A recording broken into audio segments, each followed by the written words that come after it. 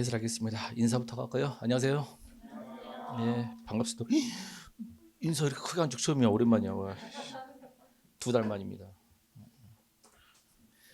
시험 보느라 고생 많았고요. 한마디로 표현을 하면 어려웠습니다. 국가직보다는 훨씬 어려웠고, 국가직보다 훨씬 어려웠고, 예측한 거에 비해서도 어려웠습니다. 왜냐하면 출제 기조가 전환돼 가지고 원년이거든, 첫 해거든. 그러니까 나와봐야 국가직 정도로 내지 않을까라고 생각했는데 개인적으로는 좀 어렵게 내기를 바랬어요. 강사 입장. 안 그러면 공부를 안 하니까. 근데 기대에 부응을 했는지 어쩌는지 어렵게 됐습니다. 그래서 각종 인터넷 가보면 난리가 났죠. 어렵다고 난리가 났어요. 근데 어려운 건 어려운 건데 제가 볼 때는 굉장히 잘 낸 문제예요. 변별력 있게 냈습니다. 그러니까 공부를 적당히 해도 과락은 넘고 아무리 열심히 해도 100점 나오긴 힘들고 진짜 잘하면 100점 나오겠지만 그래서 공부한 만큼 나오게 만든 변별력을 참 잘 냈던 문제다 이렇게 생각이 듭니다. 내용 분석을 해보면 이렇습니다. 이렇게 독해 열세 문제, 논리 열세 문제, 문법 툴 거의 둘 냈는데 이 문제 비중은 국가직과 유사하고 인사혁신에서 예시문항 공개했던 것하고도 유사해요. 그러니까 1차, 2차 예시하고도 비슷하고 국가직도 이랬고 지방직도 이랬어요. 4개의 시험이 다 이랬다라고 하면 앞으로 이런 범위대로 갈 확률이 높습니다. 여기서 한두 문제만 차이가 나는 거죠. 그럼 이제 거의 답이 나왔는데 문학이 안 나온 건 아니죠. 근데 문학을 독해처럼 냈죠. 그렇지 않았나? 그런 식으로 나오는 것이 거의 확실시 돼버린 거죠. 한자는 안 내지만 한자 어는 내죠. 한자를 써주고 단어 뜻풀이 물어보는. 그래서 그렇게 아예 확증이 돼버렸다라는 말씀을 드리고요. 옆에는 뭐냐면 어려웠던 문제 10문제입니다. 그래서 나름 분석해 보면 학생들이 많이 틀렸던 문제. 그러니까 이 시간에서 내가 집중 설명을 해야 되는 게 이 10개입니다. 이거 외에 나머지 문제는 그냥 간단하게 설명을 하고 넘어갈 거다라는 말씀을 드립니다. 그래서 내가 시험을 봤는데 이 10개 중에서 하나 틀렸다라고 하면 남들 틀린 거 틀렸구나. 근데 이게 아닌 게 틀렸다라고 하면 남들 맞았는데 난 틀렸구나. 오히려 남이 틀린 걸 내가 맞췄구나. 이렇게 생각하시면 돼요. 그러면 어떤 사람이냐면 기본기가 덜 다져진 상태에서 문제풀을 넘어가거나 어려운 것만 하려는 사람입니다. 실수한 거 뺀다면. 그죠? 이 정도가 좀 어렵고요. 시간이란 말은 뭔 말이냐면 시간이 제일 어려웠어요. 25분 안에 풀어야 되는데 못 풀었다는 겁니다. 이해돼요? 그래서 시간도 큰 고난도. 이 중에서 이것 중에서 고난도를 골라보라면 1번, 4번, 11번, 14번, 16번, 19번 이 정도? 이 정도가 고난도였습니다. 고난도였고요. 이 중에서 초고난도를 골라라 라고 한다면 14번, 16번 정도가 되겠습니다. 그리고 19번 정도 애매하게 될까? 이 정도. 참고로 다른 학원, 우리 학원 말고 다른 학원 수험생에서는 논리가 엄청 어려웠다고 말 나오고 논리에서 많이 흔들렸습니다. 그렇죠? 근데 이 학원 출신들은 논리 백제를 했죠. 논리만 따로 쭉 했기 때문에 상당히 좀 고득점 나오지 않았을까라는 생각이 듭니다. 아무튼 이렇게 보시고 한번 이거 10개 위주로 설명을 하고 나머지 것들은 빨리빨리 좀 해석을 해볼게요. 나는 몇 분 걸렸을 것 같아요? 오, 대충 맞습니다. 이게 나이 들면 이렇게 읽는 속도가 엄청 더뎌. 다 풀고 솔직히 고백하는 게 다 풀고 마킹하기 전에 시계를 봤는데 거의 30분 정도 지나고 있었습니다. 부끄럽죠. 강사 시키가 30분이 걸리면. 그러니까 이게 교훈이 뭐야? 여러분도 나이 먹기 전에 빨리 학교 가라고. 나이 먹을수록 저 더딘다니까. 읽는 속도가 엄청 더뎌요. 그렇더라고요. 그리고 이번 시험에 국가직에 비해서 어려웠던 건 뭐냐면요. 이런 것도 있지만 국가직은 답이 딱딱 떨어져요. 근데 이번 지방직 시험에서 둘 중 하나가 애매한 것도 있었습니다. 그러면 이제 고난도가 돼버립니다. 왜 고난도인지 알아요? 둘 중 하나 애매하잖아. 그러면 시간이 더 걸려요. 빨리빨리 못 넘어가요. 그런 게 있었다. 확인해 보겠습니다. 1번 공공언어 바로쓰기 원칙 많이 했던 건데, 이게 공공언어 바로쓰기 원칙을 기억, 음에 맞는 정확하다 이걸 다 읽고 일일이 풀면 저 시간에 못 풀죠. 이거를 빨리 그냥 넘어가고 바로 1번과 기억, 2번과 니은 이렇게 적용 빨리빨리 해야 돼요. 그래서 1번을 보시면 납세자의 결정세액이 기납부세자. 기납부야. 이미 납부. 이해돼요? 기라는 게 임이란 뜻이에요. 임이. 임이 기점이에요. 군문 같으면 한자를 쓰겠지만 군문도 아닌데. 임이 기자야. 임이 나온 걸 뭐라 그래요? 기출. 기출 문제 이렇게 말하죠. 그러니까 이거는 한자를 떠나서 기납부 세액은 이미 납부한 세액을 말해. 그것보다 적은 경우 그러면 뭐가 더 많다는 거죠? 기납부 세액이 더 많다는 거지. 그러면 그 차이만큼 납세자의 환급차, 환급이라는 단어를 뭘로 바꿨죠? 이게 어려운 게 뭐냐면 지금 공공언어 바로쓰기 원칙 문법에 들어가잖아. 근데 환급, 환수라는 단어 뜻 알아? 어휘랑 섞어버린 거예요. 그래서 어려웠어요. 근데 공무원들은 매년 소득세를 내 안 내? 내 가지고 환급 받아 안 받아? 받잖아. 그걸 아니까 이 단어를 알아. 환급은 돌려받는가라는 거 알아. 이해돼? 받으면 환급해주면 돌려주는 거예요. 환급 받으면 돌려받는 거고, 환급하는 것은 뭐야? 돌려주는 거야. 이해돼? 그걸 아는데 1년간 소득세액을 신고 안 한 사람은 생소하는 거죠. 그죠? 여기서 중요한 건 뭐냐면 A를 B로 바꿨다라고 하면 두 단어가 같단 말이야, 대조가 된다는 거야. 대조 반대가 된다는 얘기예요. 이 환은 다시 돌아온다 그 말이고, 이 급이 무슨 급자냐면 줄 급자, 기부, 준다고. 그죠? 수는 거두어 드린다고. 그러니까 얘는 주는 거에 거두어 주고 받고예요. 환급은 되돌려 준다 뜻이고 환수는 되돌려 받는 거야. 전부를 환수한다고 싹 가져가는 거지. 그런 식이야. 그러니까 정반대 말이었구나라는 거야. 그러니까 기납부세액보다 결정이 적어. 그거 많이 낸 거야. 그럼 환수해 간 게 아니고 납세자한테 돌려줘야죠. 그러니까 뭐라고 해야 돼? 환급이 맞죠. 환수 가져가면 안 되고 돌려줘야 되거든. 그래서 1번이 적절하지 않은 겁니다. 어려웠습니다.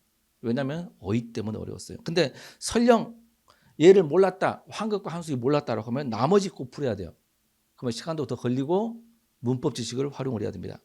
니은 적절한 피동사동인데요. 2번은 배제시키다를 배제하다로 바꿨잖아. 시키다고 하다가 둘 다 맞을 경우 시키다는 틀린 거죠. 그래서 하다로 바꿔야 되잖아. 그래서 바꾼 표현이 맞죠. 불필요한 사동이잖아. 그죠? 3번은 어떤 구조냐면 시의회는 관련 단체와 이런 구조야. 시의회는 관련 단체와 A와 시민들을 B를 뭐 하는 거야? 초청하는 거야. 이런 구조예요. 근데 이게 중의적 표현이야. 고친 표현 볼까요? 뭘 바꿨다는 거잖아. 이 말은 시의회는 A도 초청하고 B도 초청한다 이런 뜻도 되고, 시의회는 그 사람 A들과 함께 얘를 초청한다고 되거든. 그래서 중의적이어서 맞게 고친 겁니다. 4번은 대등하게 접속을 하겠는데 사업 전체 목표 수립 과를 동그라미 치면 명사로 끝났어. 고치기 전 표현입니다. 그러면 세부 사업을 추진 전략까지 끊어야 돼. 그러면 전략을 제시한다는데 앞에 수립을 제시한다가 말이 안 돼. 수립을 제시할 수는 없죠. 그래서 밑에 수립하고로 고쳤다는 거야. 맞게 고친 겁니다. 그래서 답이 1번이었어요. 그래서 2, 3, 4번도 다 했던 내용이고 1번은 어휘 문제였고요. 그래서 좀 어려웠다. 그렇죠? 문제는 1번부터가 막혀버리면 패턴이 완전히 무너져 버립니다. 그래서 1번 문제가 교묘하게 좀 어렵게 나왔다라고 볼 수 있습니다. 2번은 그냥 빨리 풀게요. 밑에서 네 번째 줄 당했다. 이후 김병현은 대역죄로 사형당한 인물의 후손이라는 오명을 쓰고 살아갈 수밖에 없었다. 그가 당대의 주리세력과 관계를 맺지 못한 것이 이 때문이었다. 그러니까 대역죄로 사형된 인물의 후손이어서 주리세력 관계를 맺지 못했다는 거잖아. 4번은 맞는 말입니다. 3번은 내 수강생만 한 게 아니고 전국이 다 해요. 이 정도 문제 다 하는 건데 문법처럼 돼 있고 좀 애매하죠. 자 보면 품사의 통용과 동의미 현상 두 개를 물어봤어요. 품사의 통용은 앞에 읽어보면 뭐라겠죠? 품사가 서로 다르다라고 했거든. 그러면 품사의 통용 아닌 게 동의미잖아. 서로 품사가 다른가 봐볼까. 1번 비교적이 관점을 꾸몄죠. 명사 꾸몄으니까 비교적은 관형사야. 3초는 교통이 비교적이 편리하다. 용어는 꾸몄죠. 그래서 역시 부사입니다. 그러니까 관형사 부사에서 품사의 통용이 맞고요. 2번은 내가 너보다 키가 더 크다. 이게 빅이지 빅. 그러면 형용사고 비가 와서 마당의 풀이 잘 큰다. 성장하다니까 또 니은다를 썼으니까 동사죠. 그래서 품사가 다르니까 통용이 맞습니다. 3번 오늘이 이라는 조사가 붙었어. 그럼 오늘은 뭐야? 명사입니다. 근데 옆에는 오늘 갈 것, 오늘 가다야 부사죠. 그러니까 품사가 다 다르니까 품사가 통용이고 품사만 달랐지 뜻은 연관이 있죠. 비슷한 말들이죠. 근데 4번은 나는 어제 산 모자를 쓰고 기본이 쓰다야. 모자를 쓴다야 쓴다. 쓰고 있다. 동사입니다. 옆에 형님은 씨를 쓰다야. 씨를 쓴다야. 씨를 쓰고 있다. 동사죠. 둘 다 동사야. 통용이 안 되는 겁니다. 근데 뜻이 반대지. 모자를 쓰는 것은 뒤집어 쓰는 거고 착용하는 거고 씨를 쓰는 것은 글씨를 쓰는 거잖아. 뜻이 완전히 다르죠. 그래서 동의미 현상이다. 답은 4번입니다. 자, 4번이 왜 학생들이 어렵게 판단했냐. 원래 이런 문제는 문제 원인과 해결 방안이 있으면 그게 답이잖아. 지금까지 모든 연습이. 그렇지 않았던가? 근데 거기 현황과 정책 지원 방향이 다 대응해가지고 맞아버렸어요. 맞아버렸다고. 그러면 가하고 라 차이인데 지침 첫 번째 서론을 봐봐.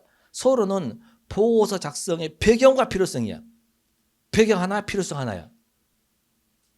그러니까 서론의 1항을 보면 환경 위기에 대응하기 위한 해외 방송사업의 정책 변화, 이게 배경이야. 그래서 뭐가 필요하다는 필요성이 나와야죠. 그러니까 1번의 필요성이 나온 건 맞아요. 문제는 4번입니다. 4번을 보면 위에 지침을 보면 결론은 뭐와 뭐를 순서대로 시작하겠어? 기대 효과와 향후 과제를 순서대로. 그러면 결론이 2개 나왔잖아. 1과 2가 나왔지. 그럼 1은 뭐라는 거야? 순서로니까. 기대 효과. 2는 뭐라는 거야? 향후 과제. 향후 과제는 맞지. 그러면 라의 핑카는 기대 효과가 나와야 돼. 기대 효과가 뭐야? 기대되는 이익 효과지. 뭐뭐가 될 것으로 기대된다 이렇게. 뭐뭐 할 것으로 기대되는 거 좋은 걸로 효과가 나와야 돼. 근데 4번은 방안 제시죠. 뭔가 기대에 어떤 효과가 있을 거라 기대치를 제시한 건 아니잖아. 그래서 4번이 틀렸습니다. 이것도 어려웠습니다.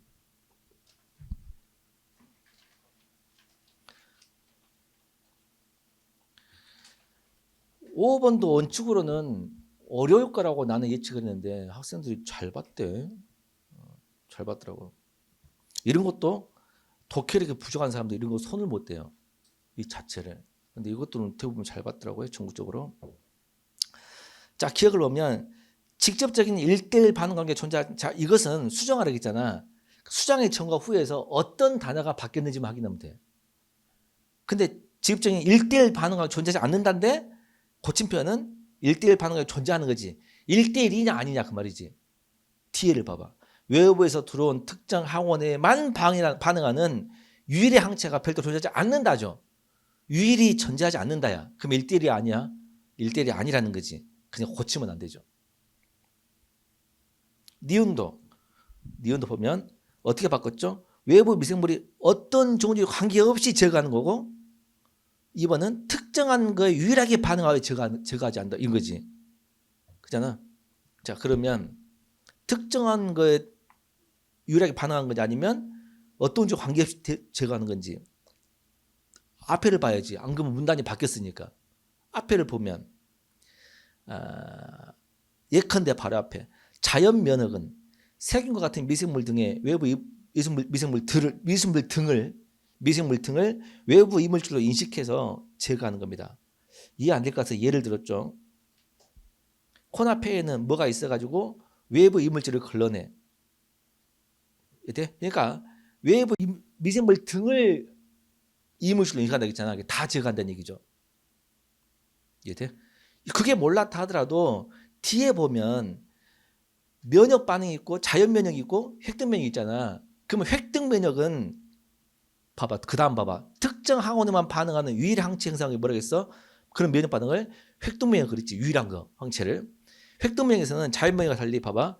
항원의 종류와 무관하게 특정 항원에 대해 여러 종류 항체가 반응한다. 이것은 특정 항원으로 반응한다. 자, 아까 특정 한 개만 반응한 게 뭐였죠? 자연 면역이었지. 근데 지금은 획득 면역을 하려고 하지 않나? 그러니까 다 해야 돼? 아니면 하나 해야 돼? 하나만 돼야 되잖아. 그래서 3번 고친 게 맞죠. 리얼이 어려웠거든. 리얼이 어려웠는데 긴장을 해서 그래요. 리얼을 잘 보면 항원 수용체는 세포 표면에 형성되는 이걸 어떻게 바꿨죠? 항원 수용체는 세포 표면이 아니고 내부로 바꿨죠. 이거를 못 읽으면 뒤에 걸 보고 풀어야 되는데 항원이냐 항체냐 풀면 굉장히 어려워져 버려요. 이해돼? 그러면 표면을 내부로 바꿨지. 그 바로 앞에 문장 보면 표면에 인식하는 거야? 아니 뭐 내부에 인식하는 거야? 표면이라고 나와 있죠. 그러니까 내부로 바꾸면 안 됐던 거죠. 그 답이 3번이었던 겁니다. 알겠죠? 근데 이것은 어려운데 잘 맞췄더라고요. 6번은 왜 어려웠냐면 6번은 잘 맞히겠는데 어려웠던 이유는 뭐냐면 선지가 까다롭게 돼 있어요. 이게 3번이 답인데 2번으로 답을 고를 수도 있어요. 빨리 풀려고 했다면. 왜냐하면 지금 선지 1, 2번과 3, 4번을 보면 1, 2번은 나로 시작하고 3, 4번은 다로 시작했지. 감각 있는 사람은 이걸 보고도 풀 수 있거든. 나가 먼저인지 다가 먼저인지. 나를 보면 높은 해상도 구현은 이랬고 다를 보면 컴퓨터에서 그랬습니다. 누가 더 넓은 범위야? 컴퓨터에서 넓은 범위. 이렇게 시작해야지 구체적으로 시작하기는 어렵죠. 이해돼? 그래서 나보다는 다가 먼저다 이렇게 할 수도 있는데 안 그랬다면 자 어떻게 하냐면 가를 보면 픽셀 단위로 수치화된 그랬거든. 그러면 가의 앞에는 뭐가 나와야 돼? 픽셀 단위로 수치화된 게 나와야 돼요. 뭐가 있어? 다문단이야. 다문단 맨 뒤에. 그러면 가 앞에는 뭐가 나와? 다가 나와. 가 앞에는 다가 나와. 그 다음 가문단 맨 뒤에 보면 때문에 이미지는 하나의 픽셀에 대해 흑과 백이 0과 1로 표현되는 1비트 하나의 픽셀에 1비트로 저장돼. 근데 람은 나봐. 하지만 현재는 컴퓨터 비전이 발달해 하나의 픽셀에 뭐 여러 개 정보야. 그 하지만 반대가 돼야 하는데 되죠. 그래서 가 다음에는 라예요. 그리고 라 뒤에 보면 맨 뒤에 최근에는 높은 해상도를 구현하기 그랬지. 라 맨 뒤에는 높은 해상도 아까 높은 해상도 있었지. 남은 단어로 이어진 겁니다. 그래서 남은 단이 맨 앞이 아니고 맨 뒤로 가야 되겠구나. 이렇게 해서 답이 2번이 아니고 3번이 됐던 겁니다. 7번을 보면 윗글이요. 이거는 쉬웠습니다. 맨 마지막 밑에서 세 번째 줄. 패비장의 욕망이나 봉변, 장기의 죽음 등은 초월적 세계의 의지나 그 대리자 개입이 없이 그러면 초월적 세계의 의지도 개입 없고 대리자 개입이 없어요. 근데 4번 영혼수술에 비해 판수리 수술에서는 초월적 세계가 현실 문제 해결하는 양상은 아니죠. 개입이 없으니까 4번 아예 틀린 말입니다. 자, 문제는 8번인데요. 8번이 빠지긴 했는데 8번을 틀린 사람은 만약에 1번을 골랐다라고 한다면 1번을 골랐다고 한다면 몇 번을 골라 그러면? 2번? 1번을 골랐다고 한다면 이렇게 봤을 겁니다. 일단 일어나다인데 뭐가 일어나죠? 지문에. 아니 뭐가 일어나냐고. 천상기가 일어나 사건이 일어나. 관형절이죠. 일어나는 모든 사건이잖아. 사건이 어디에서 일어나? 지상에서 일어나요. 사건이 지상에서 일어나. 어떤 사건이 뭐 학원에서 일어났어. 요거 학원에서 지상에서가 필수 부사일까 아닐까?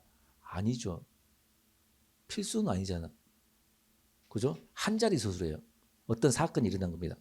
근데 1, 2, 3, 4가 다 한 자리는 맞습니다. 이해된가? 한 자리는 맞다고. 근데 1번은 물보라가 일어나거든. 근데 어떻게 일어난다고 했어? 뽀얗게 일어나요. 뽀얗게는 그냥 필요 없는 말이야. 물보라가 일어나는 거야. 물보라 알아요? 물보라가 생긴다고 일어난다고 조금 차이가 있어요. 물보라가 일어나는 것은 부풀어 오르는 거예요. 거품이 생기다고 거품이 일어난다는 조금 차이가 있습니다. 거품이 일어난다는 커지는 겁니다. 1번은 그런 뜻이었어요. 4번은 사건이 일어나는 거지. 그 사건 뭔데? 싸움이죠. 싸움이 일어나는 거예요. 자, 그래서 8번 문제에서 영혼의 같은 들 찾아라 그러면 몇 자리인가가 중요해. 목적어가 필요한 두 자리인지 필수부사가 필요한 두 자리 세 자리인지 필요해. 그 범주가 같아야 돼. 그러기 위해서는 당연히 주어도 같아야죠. 이해돼? 그래서 답은 4번이었습니다. 하나 스킬 하나 가르쳐 주면요. 어휘를 많이 안다면 자, 우리말과 한자어가 있어. 누가 더 범위가 넓을까? 우리말이 훨씬 범위가 넓어요. 우리말이. 이해돼? 우리말이 훨씬 범위가 넓다고. 한자어가 더 좁아요. 전문지어가 더 좁아. 그러면 일어나다가 뜻이 여러 개라면 한자어로 바꿨을 때 뜻이 달라져 버리면 무조건 아웃이에요. 그러면 거기에 천상계는 지상에서 일어나는 모든 사건이야. 사건이 뭐야? 발생하고 똑같은 걸 찾으라는 겁니다. 1번은 뭐야? 물보라가 발생? 커지는 거야. 이건 좀 부를 수도 있네, 느낌이. 2번 불꽃이 일어난 거 뭐야? 발화? 3번은 일찍 일어나는 거야. 기상? 4번은 싸움이 발생 이렇게. 그래서 한자로 바꿨을 때 정말 똑같은 게 똑같은 거예요. 한자로 바꾸면 그렇게 푸는 방법도 있습니다. 근데 그게 또 어려울 수 있죠. 어휘 부족한데 한자로 바꾸라고 하면 더 짜증이지 않나? 그래서 이렇게 할 수도 있습니다. 예를 들면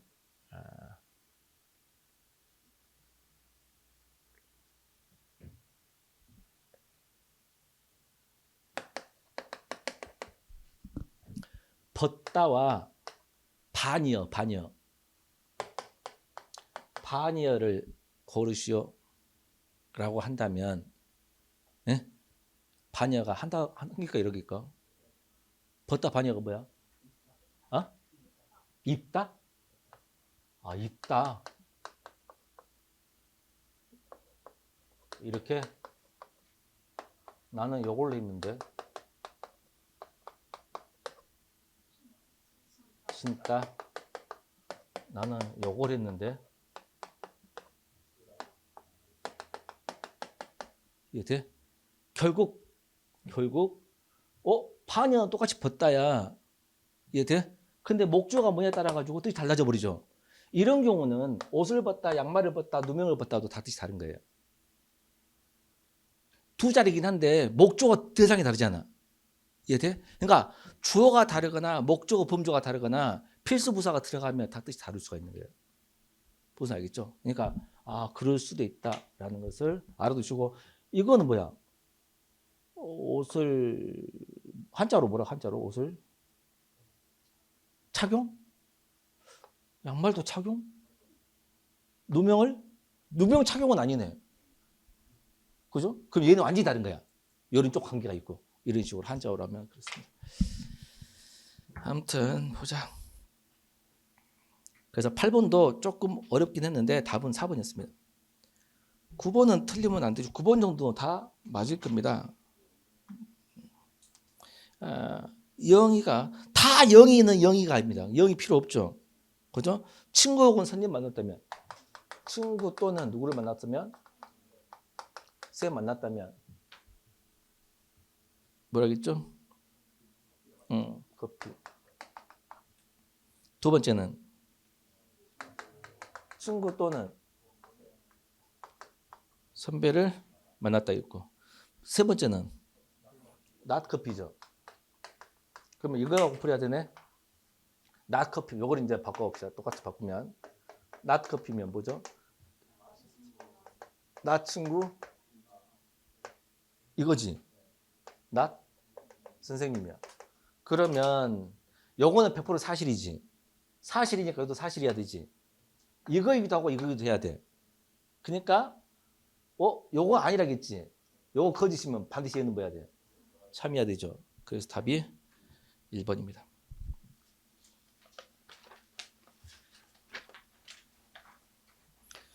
10번 같은 경우도 문학인데 문학이 아니고 거의 뭐야? 독해로. 응? 이거는 어렵지는 않았습니다. 10번 1번 배따르기는 표준으로 사용할 때가 있어? 배따르기는 인물 대화가 사투리로 됐다고 나오지 않았나? 기억 맞는 애 보면 사투리로 이루어졌다 있잖아. 틀렸고. 2번 무조 거기 기억 맞는 사투리로 이루어진다. 볼까요?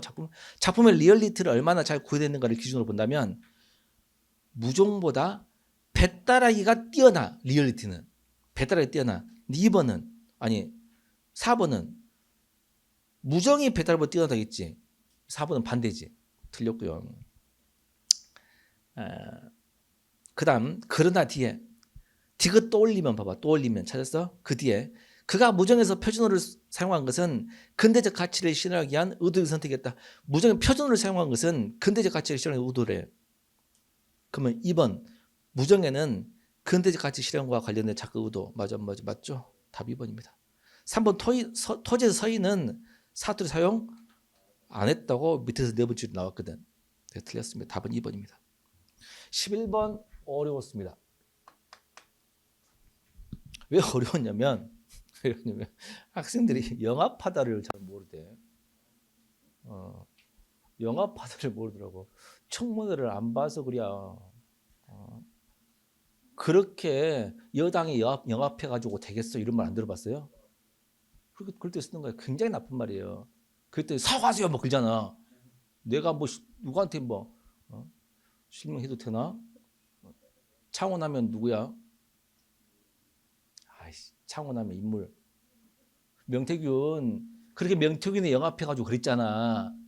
그 권력자한테 영합해가지고 이게 어떤 권력에 영합하다, 무엇에 영합하다. 이 영합하다는 굉장히 아부하다 이런 뜻이 아부하다. 아첨하다. 사전적으로는 아첨하다 뜻인데, 예?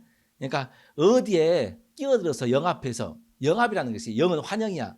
누구한테 환영해줄게 하고 네 편으로 갈게요. 이게 합친 거야. 이 영합이야. 이해돼? 그러니까 자기 이익 찾으려고 굉장히 나쁜 말이에요. 그렇게 무엇에 영합하냐 그러면 사과하라 그거든. 내가 뭐 그럴 사람이냐고. 뭐 이런 거야. 뭐 실명되기도 그렇지만 소모 장관이 있는데 카메라가 있어 그렇게 한데 이재명이가 또 방송인데 또 어쩌냐 반말로 이재명이가 대통령이 됐거든. 근데 그 시기가 장관들을 인선 중이잖아. 그냥 기존 장관들을 데리고 있잖아. 근데 발표를 했잖아. 그 중에 한 명은 계속 데려가기로. 윤석열 정부의 장관인데 우리 새 정부의 장관으로 임명해 본 거야. 이해돼? 그러면 원래 누가 짜증내야 돼? 민주당이 짜증내야지. 씨발 나는 선거 도와줬는데 나를 안 해주고. 그래 안 그래? 그래도 민주당 아무 말 없고 있고 국민의힘 막 난리치잖아. 주기들 뽑아놓고 다 장관 해놓고. 이해돼? 그때 뭐라 그랬어? 국민의힘에서 장관은 스스로 물러나라고. 전에는 막 이렇게 윤석열 정부 했다가 이제 와가지고 이재명 정권에 본인이 그랬거든. 이재명 정부 취지에 맞게끔 하겠다 했거든. 그러니까 하겠다 하니까 그렇게 권력에 영합하다 말라. 그게 영합하다예요. 이해되는 거예요. 근데 이걸 몰랐다 하더라도 나머지는 아는 단어 아닌가? 니은 봐봐. 전근대적인 가치를 나타낸다, 표상한다, 맞지? 디귿 신봉자였음을 상기하면 떠올리면 기억하면 맞지? 리얼 성격을 뚜렷하게 보신다, 분명히 보신다 맞잖아. 고를 만한 게 없어. 답이 1번이죠. 결국 어휘 때문이죠. 영합하다가 아니고 부합하다 정도 이렇게 하면 되겠죠. 그래서 11번도 좀 어려웠습니다. 12번은 추론한 건데요. 1번을 어떻게 해서 답이 아니냐면 두 번째 문단 보면요. 냉전 시대에는 다음 같은 말이 있어. 자본주의에서는 누가 최고야? 상인. 사회주의는 뭐야? 공적.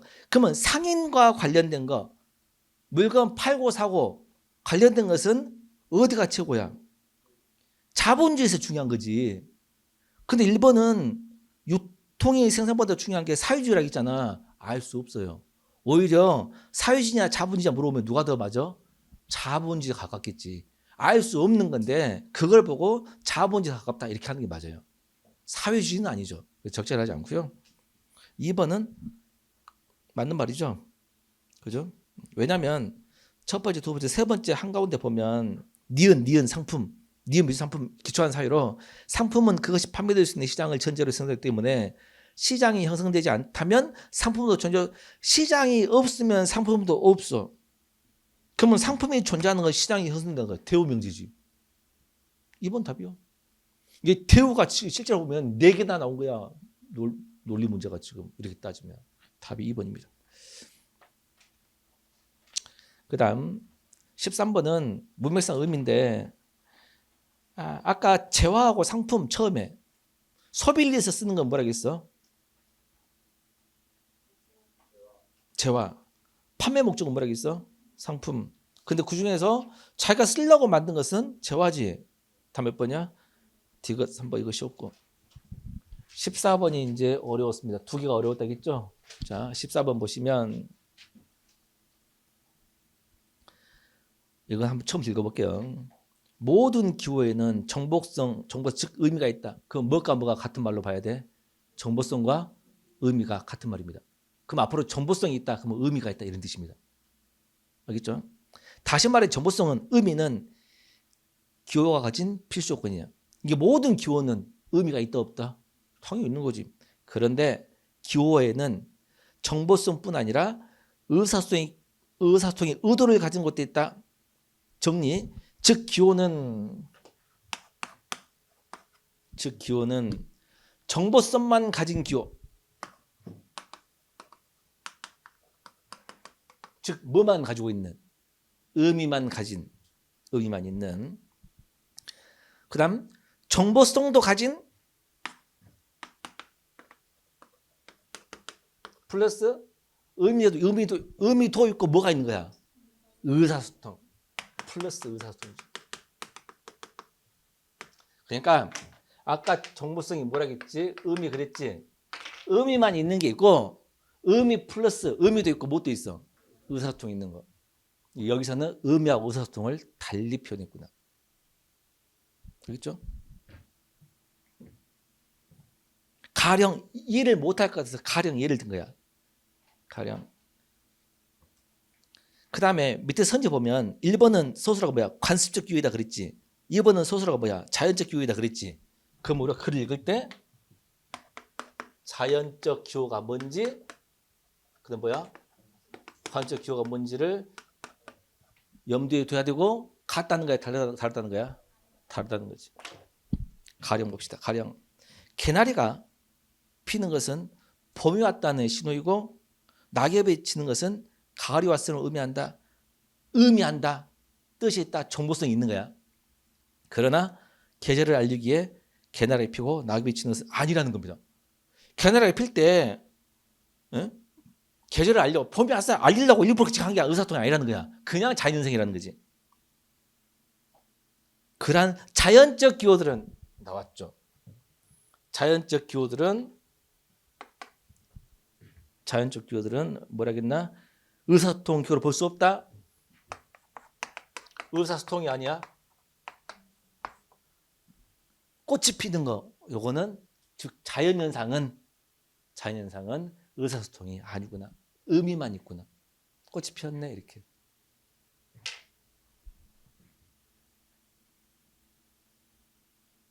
알겠죠? 개인의 지문이나 필체 역시 사람의 식별하는 기호가 될 수 있다. 개인 지문, 여러분 필체, 기호야. 하지만 지문과 필체가 사람을 식별하기에 존재하는 것은 아니기 때문에 이들은 뭐야? 정보성만 가지고 있구나. 그러니까 지문과 필체도 뭐야? 의사소통 기호가 있어 없어? 없다는 거지. 그 다음 코넌 도일 소설에서 셜록 홈즈는 상대의 손톱, 코트의 소매, 표정 등을 근거로 그 사람의 직업 성격을 추려낸다. 홈즈에게는 이런 것들 모두 정보를 제공하는 거야. 모든 기호는 정보라겠잖아. 문제는 의사소통 있냐고 봅시다. 그러나 이들을 의사소통 기호로 할 수 없어. 의사소통은 아니라는 거야.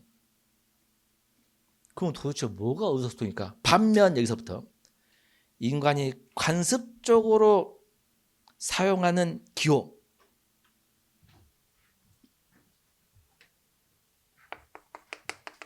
관습적으로 사용하는 기호. 관습이 뭐죠? 습관은 개인적으로 계속 하던 거고, 관습은 뭐야? 지역적으로 쭉 옛날부터 해오던 거지. 이해돼? 그것은 관습적으로 사용하는 기호, 봉화. 봉화 올리면 뭐 생겼다는 거지? 내란, 반란, 전쟁, 계엄 이런 거 아니냐? 그죠? 이런 거 알리는 거고. 교통신호등 뭐야? 가라, 서라, 노란불이 빨빨 꺼져라 이런 거 등등등. 그잖아. 모습은 잘 모르지만 띠띠 뭐 있겠지 군대에서. 이거는 정보성 있고 의사도 그냥 알리려고 했다는 거지. 알리기 위해서 만들었다는 거야. 의미도 있고. 그러면 마지막 모든 기호를 통틀어 인간의 언어는 가장 복잡하고 책임진 뭐야? 관습적 기호고 의사소통 기호다. 그러니까 얘가 뭐야? 의사소통 기호고 관습적이구나. 둘 다 뜻은 있는데 의사소통 기호가 있어야 관습인 겁니다. 이해돼? 자, 그러면 1번 전종 중에 군대에 사용하는 암호야. 그럼 아까 모스부호랑 비슷한 거 아니야? 뜻 외에도 알리려고 한 거지 전종 중에. 그건 뭐야? 관습 맞아 안 맞아? 뭐가 있으니까? 의사소통이 있으니까 관습이야. 일부러 만들었으니까. 2번 일기예보에서 흐린 날씨를 표시하는 구름 모양 아이콘이야. 단순한 뜻 외에 의사소통 뜻이 있어 없어? 있지. 알리려고 만든 거잖아. 그러니까 자연적 기호가 아니고 뭐야? 관습적 기호죠. 답은 2번입니다. 3번 특정 질병 절변인데 얼굴이 뭐 나타나? 빨개지거나 나타나. 내가 알리려고 한 게 아니고 그냥 자연스럽게 생긴 거야. 그건 뭐야? 정보성만 가진 뭐야? 의사소통은 아니지. 4번 이웃말과 구별하기 위해 일부러 했다는 거지. 이건 뭐야? 의사소통 기호가 맞아 안 맞아? 맞죠. 자, 그러면 사람이 만든 인위적 기호 있지. 인위적 기호는 무슨 기호일까? 그렇죠. 인위적 기호지. 세종이 만든 한글 있지. 한글은 자연적일까 관습적일까? 관습적 인위적 기호지. 그러면 언어도 기호책인가? 언어의 기호성? 우리 언어 기호성 배웠지. 기호성, 자의성 배웠지. 그 기호는 무슨 기호라는 거야? 요걸 말하는 거야. 언어의 기호성 설명. 알겠죠? 최고 난도였습니다. 근데 다행히도 다른 해보다도 독해를 아마 엄청 많이 했어요. 아마 다른 학원보다 엄청 많이 했을 거예요. 틈만 나면 특강할 때 독해 많이 했거든. 죽게하면 살기로. 그래서 하도 많이 해서 이 정도는 좀 해내지 않았을까라는 기대를 갖고 있습니다. 이제 까봐야 알겠지만. 그렇죠. 특강 같은 거 하면 독해만 엄청 많이 했잖아. 그러니까 많이 했어. 이런 데서 차이가 나요. 이런 데서. 그래서 아마 해냈으리라 생각을 합니다. 15번 가나에 들어가 직접한 건데 가의 말은 기억이 오래되게 말이 된다. 한편 그랬는데 달라졌지. 앞에 읽어야 돼. 앞에. 뭔 알겠지? 위에서 둘, 넷, 여섯, 일곱 번째 줄 말을 누군가에 들었을 때 봐봐. 그 사람이 나에게 중요하다면 그 평가는 자아개념 형성에 영향을 미치죠. 중요하다면. 그런 범위에 들 수 있는 사람은 부모, 친구, 선생님 다 중요한 사람이야. 나에게 그래 중요한 사람이지 안 중요한 사람 아니지. 1번과 3번은 안 중요하다고 했잖아. 관련 적다고 했잖아. 그래서 2번, 4번 중에서.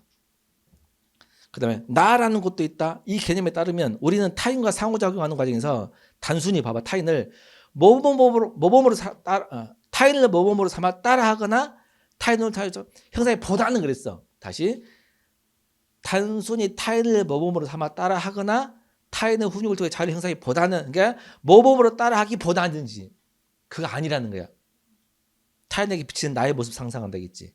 그래서 2번, 3번에 모범적인 타인을 따르기보다는 있으니까 2, 3번은 아니에요. 다 몇 번이야? 4번이었습니다.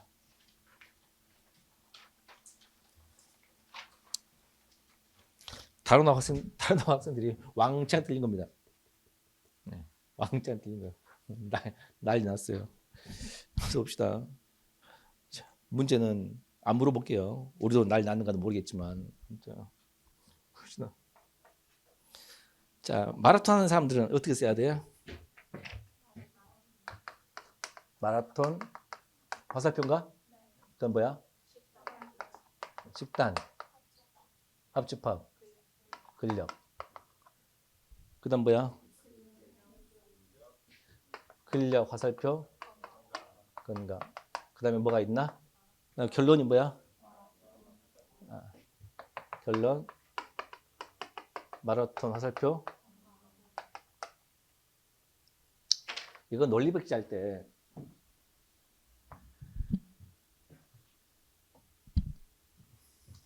토요일 날 문을 열면 누가 출근하고 그러거나 일요일 날 출근하면 누가 출근하고 할 때 토요일 날 휴무이거나 일요일 휴무할 때 그 화살표 있잖아. 그거 넣으라 했거든. 그런 문제야. 실은 내가 어떤 문장을 그대로 쪽지기로 맞추겠어. 그런 형태죠. 자, 그러면 생략된 전혀 찾기는 주어를 똑같이 맞춰야지. 맞춰버렸어. 그러면 원래 이 문장이 이렇게 바뀌었지. 이게 어떻게 바뀌었다는 거야? 이렇게 바뀌었다는 거야. 즉 식단 또는 근력인데 식단 또는 근력이면 이게 답이야. 이게 들어가야 돼. 근데 이게 있어 없어? 이게 답인데 식단이거나 근력이면 건강 이게 답인데 이게 없지. 그러면 요거를 활용해야 돼. 자, 이 문장은 이거이거나 이거이면 요거야. 둘 중에 하나만 맞아도 이건 성립되는 거야? 이거는? 이 말은 둘 중에 하나만 맞아도 되는 거야? 둘 다 맞아야 되는 거야? 하나만 맞아도 되잖아. 둘 중에 하나만 맞으면 문제 참이잖아.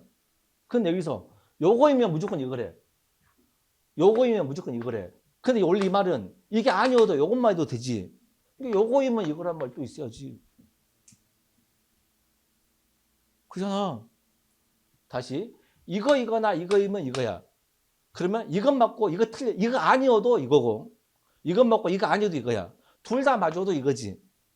근데 여기서 근력일 때만 이거 근력이면 이거라. 근력이면 이거라는 거야. 근데 근력이 아니어도 이거 돼야 안 돼. 요것이 되면.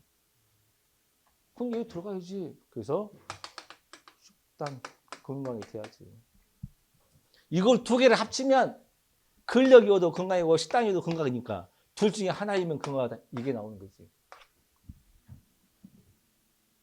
이해돼요? 그래서 지난 시간에 할 때 토요일 날 휴무면 부원장이 나오고 기억 안 나?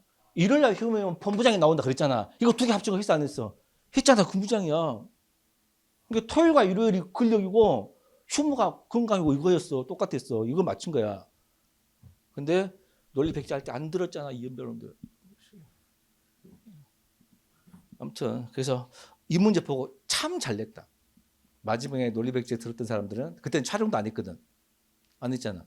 그러면 이런 거 하나가 남들 왕창 들었던 문제야. 근데 센스가 있는 공부 잘하는 학생들은 이거 어떻게 푼지 알아? 그냥 넘어가. 틀렸으면 넘어가요. 그러면 5점만 마이너스야. 이 멍청한 놈들은 계속 풀고 있어. 이렇게. 그러면 시간 왕창 가요. 그러면 시간 안에 못 풀어요. 알겠나? 그러니까 아무튼 시간 부족하기 때문에 틀리면 무조건 넘어가는 게 맞아요. 17번입니다. 17번은 오히려 쉬웠는데 갑은 언어 오이론 아닌가? 을은 반대지. 사고 오이론이지. 근데 병은 둘 다 한다고 하지 않았나? 나 둘 다 동의야. 해놓고 마지막 병을 보면 서로 영향받잖아. 이렇게 씁니다. 답이 그냥 몇 번이야? 2번이 틀렸다는 걸 알 수가 있고 이거 어렵진 않았습니다. 18번이 살짝 어려웠습니다. 왜냐하면 18번은 문법 지식을 알고 있어야 독해가 제대로 되고 문법 지식이 없으면 엄청 천천히 읽어야 돼요. 그럼 시간이 이 한 문제 3분 걸려버립니다. 이 한 문제. 근데 우리가 동사는 명령이 돼야 하는데 명령의 청유가 동사는 되지. 해라 하자가 되지. 형사는 돼야 하는데 그걸 알고 풀어야 돼. 예? 그래서 행복하세요, 행복하자, 건강하세요, 건강하세요 잘못다 했지. 그걸 알고 풀어야 된다고. 그 지식을 알고. 그래야 빨리빨리 1분 안에 푸다. 안 그러면 이거 3분 걸려. 을 봐봐, 을. 문법 규범에 어긋난 표현이 자주 쓰인다는 의미로 문법 규범으로 인정돼서 안 돼. 그러니까 어긋난 표현이 자주 쓰였다기도 인정되면 되는데 안 된다고 딱 잘라 말했어. 을은 안 된대. 반면에 갑은 뭐라고 했어? 표준어 맞게 쓰는 건 좋아. 옳은데 안 맞더라도 널리 쓰면 문제 없다고 했잖아. 생각이 조금 다르지. 자, 그러면 기억. 쓰여지다, 잊혀지다, 이중피동. 이중피동 무조건 맞아 틀려. 틀렸어. 근데 사람들이 널리 쓰이는 표현이지만 문법이 맞지 않으니까 사용하지 말아야겠어. 그럼 누구 의견이야? 을의 의견이지. 그러면 을을 강화하는 거야. 근데 갑과 을 모두 강화하니까 틀렸지. 맞지? 니은 명령문 행복해라. 안 맞지만 상대방이 행복하게 키우는 의미로 널리 쓰이니까 써도 된다는 누구 주장이야? 갑 주장이지. 그러면 갑을 강화한다지. 근데 갑을 약화한다겠지. 틀렸어요. 다 언중이 비표준어 맨날을 자주 사용하는 현실에 따라 표준어 만날 원래는 만날만 표준어였어. 만날만. 근데 맨날도 많이 쓰니까 표준어 추가 표준어 인정을 한 거야. 인정을 했어. 그러면 차라리 누구 입장에 가까워? 갑의 입장을 많이 받아준 거지. 그래 안 그래? 그러면 을의 의견은 일단 강화는 아니고 우리 입장을 약화는 돼야한데 되죠. 그래서 다 몇 번이야? 1번입니다. 결국 이런 문제는 문법에 대한 배경지식을 알고 있어야 제대로 푼다. 19번을 두 개 가장 고난도 19번도 논리 공부가 덜 돼 있으면 논리 틀린 게 논리 세 문제 중에 하나는 중, 두 개는 중상 중상. 굉장히 잘 된 거야. 앞으로 지난번에 국가직 점수를 까봤겠지. 까봤더니 100점 의외로 많았지. 그 규정 봤어? 동점일 경우에는 전공 과목 맞은 사람이 뭐하다 그런 거 들어봤지. 그러면 그 말은 동점을 안 나오게 하겠다는 취지 아니야? 그럼 100점을 안 나오게 하겠다는 뜻 아니었나? 근데 국가직 100점 우수 나왔거든. 이게 뭔가 문제가 있다고 느낀 거야. 이해돼? 앞으로 국어 시험 문제가 더 어려워질까 쉬워질까? 왜? 문제는 100점 안 맞겠거니? 왜 어려워지냐면 국사가 없어지거든.